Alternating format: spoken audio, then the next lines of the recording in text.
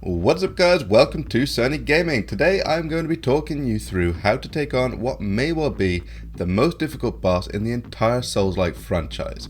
Promised Consort Radahn and his second phase, Radahn, Consort of Miquella. So first, let's see what you can expect from Radahn. Now in his first phase, he fights primarily with nasty melee combos that have very long reach. Many of his attacks are delayed to catch you off guard mid-roll, and some of them intentionally come out faster than others. As a general rule, you can either outpace him by always moving backwards, or dodge into each swing, which means you'll have to be dynamic about moving left or right. Radahn also has his own version of the famous Lion's Claw Ash of War, which he can use to span very great distances and can be used up to twice in a row. Now avoiding this is as simple as dodging to the side and is a good opportunity to get a couple of hits in.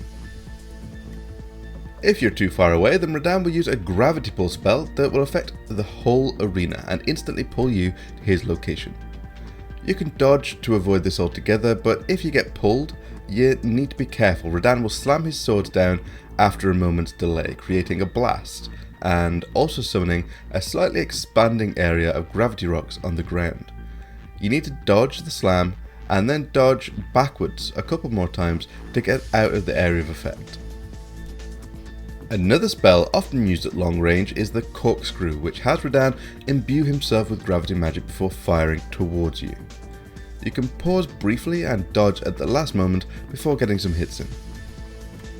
If you see Radahn dragging his swords along the ground imbued with gravity magic, he is about to perform a sweep upwards that can be dodged.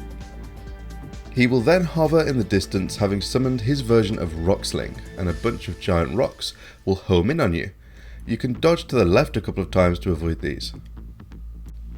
Be careful of some of Radahn's stomp attacks that rupture the ground in front of him.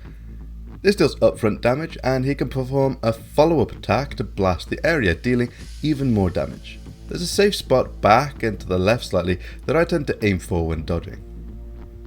When you hit around 60 to 70% health, Radahn will enter phase 2, and after a cutscene, Radahn will pause. He will always aim to perform a massive holy explosion that you must outrun to the edge of the area to avoid. But if you're close enough to trigger other attacks, he will line those up first. Radahn can still perform all of the same attacks from phase 1, but now has some special new effects. The most annoying version is that now almost every melee attack that Radahn performs will create an area of holy light in front of him that will blast the zone for extra damage, potentially stun locking you to death in tandem with Radahn's melee combos. As a general rule, staying as close to Radahn as possible and dodging around him to the side is best and will avoid any of the damage. You can now be the victim of an absurdly fast combo of repeated holy damage attacks that ends with a widespread explosion. Now I've never dodged every hit of this, but dodge spamming sideways seems to do the trick, and then there's a brief pause before the end explosion, and at that point you can dodge towards Radahn to avoid it. That's the one I usually get hit by. Radahn can teleport into the air, at which point you must run far to the other side of the arena as fast as possible. Now when you look back and at the sky, you will see a glowing star that is about to lay waste to the arena with an explosion. Now having ran all the way to the other side of the arena, you will have time to react, dodging through the shockwaves.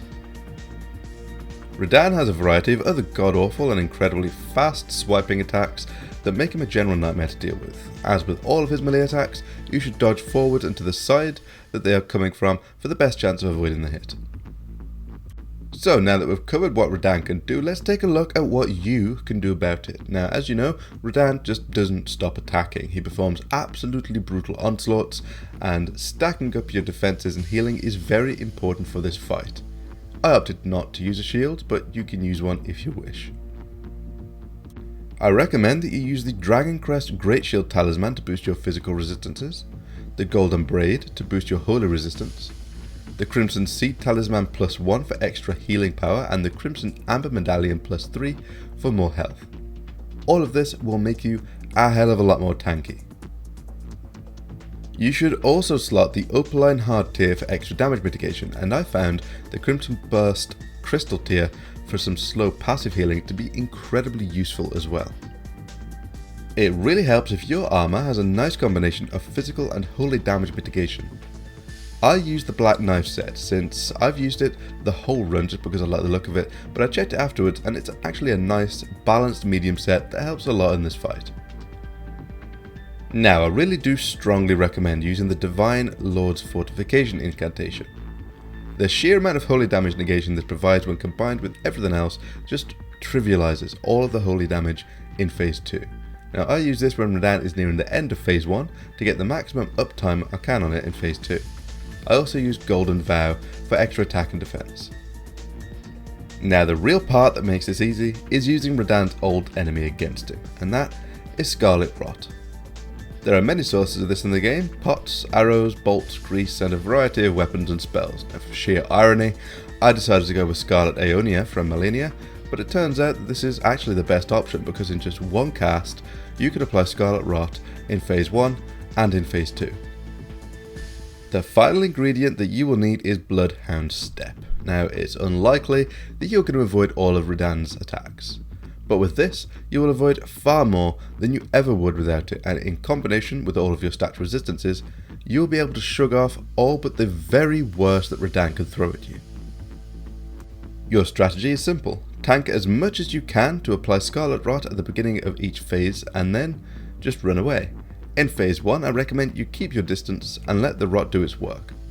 In phase 2 it's actually easier to deal with Radahn's melee attacks than his ranged attacks, so it's best to get in his face and make Bloodhound Step the workhorse. At the end of each of Radahn's combos it's good to get a few hits in because Scarlet Rot won't quite finish him off in phase 2. I strongly recommend using a fast weapon, in my case the simple backhand blade infused with flame art. Holy damage is obviously a no-go here, lightning works well and magic is okay. As long as you keep close to Radahn and use Bloodhound Step to weave between his attacks you will be alright, just don't panic. Watch which way his attacks are coming from and dodge around him to avoid the swings and the holy secondary attacks. The main thing is to not worry if this is difficult. Now this isn't just an endgame FromSoft boss, it's the last boss of the DLC, and you are not alone in thinking that it is outright impossible. But with some practice and a good approach like this one, you will get it. But if you need to take a break and come back to it, do just that. Sometimes that makes a big difference. Now, that should be all that you need to know to take on Radahn, but if you need more, just keep watching. I've included a clip of the full fight so that you can see how it's done. Thanks for watching guys. If you found this video helpful then go ahead and hit those like and subscribe buttons and leave your thoughts in the comments section below. Take care and as always have fun.